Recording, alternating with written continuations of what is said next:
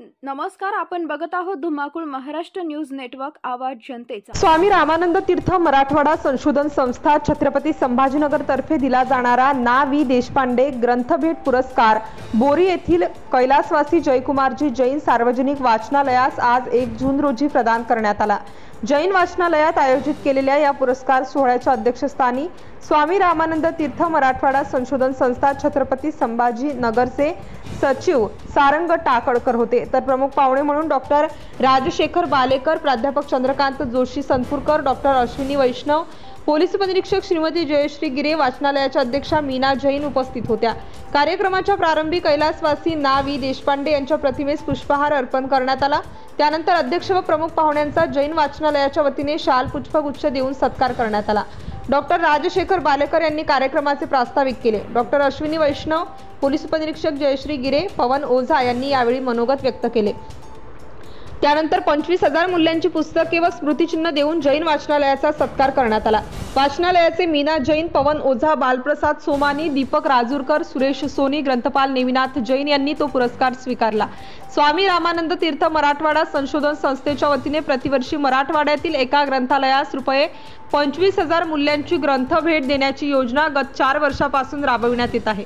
2023-24 या वर्षाकरिता बोरी येथील कैलासवासी जयकुमारजी जैन सार्वजनिक वाचनालयाची समितीने कैलासवासी ना वी देशपांडे ग्रंथभेट योजनेसाठी निवड केली होती। या योजनेअंतर्गत संस्थेतर्फे ग्रंथांची यादी जैन वाचनालयास पाठवण्यात आली होती। वाचनालयाने निवड केलेल्या यादीतील ग्रंथाची खरेदी करून ते ग्रंथभेट व स्मृतिचिन्ह जैन वाचनालयास समारंभपूर्वक देण्यात आले। गतवर्षीपासून ही ग्रंथभेट निवड केलेल्या ग्रंथालयाच्या गावी जाऊन समारंभपूर्वक देण्याचे नियोजन करण्यात आले आहे। या ग्रंथभेट योजनेसाठी निवड केल्याबद्दल जैन वाचनालयाच्या वतीने स्वामी रामानंद तीर्थ मराठवाडा संशोधन संस्थेचे आभार मानले आहेत। याच कार्यक्रमात वाचनालयाच्या वतीने उन्हाळ्याच्या सुट्टीत बालवाचकांसाठी आयोजित केलेल्या मोबाईल सोडा अन पुस्तके जोडा या उपक्रमाअंतर्गत सुमित गंगाधरराव राऊत व संतोष मारुती राऊत या विद्यार्थ्यांनी 2 महिन्यात 100 पुस्तके वाचल्याबद्दल त्यांना सन्मानपत्र व पुष्पगुच्छ देऊन मान्यवरांच्या हस्ते सत्कार करण्यात आला। कार्यक्रमाचे प्रास्ताविक ग्रंथपाल नेमिनाथ जैन यांनी केले, तर प्राध्यापक चंद्रकांत जोशी संतपूरकर यांनी आभार प्रदर्शन केले। कार्यक्रमास ग्रंथालय क्षेत्रातील कार्यकर्ते, ग्रामस्थ व बालवाचक मोठ्या संख्येने उपस्थित होते। जैन वाचनालयास हा प्रतिष्ठेचा पुरस्कार मिळाल्याबद्दल सर्वत्र अभिनंदन होत आहे। प्रतिनिधी संतोष तायडे, बोरी। स्पर्धेमध्ये कसं टिकायचं ते आपण त्याच्यातून स्पर्धेत टिकू शकतो। आपल्या बोलण्यात, आपल्या वागण्यात, आपल्या विचारामध्ये प्रगल्भता येते वाचनामुळे।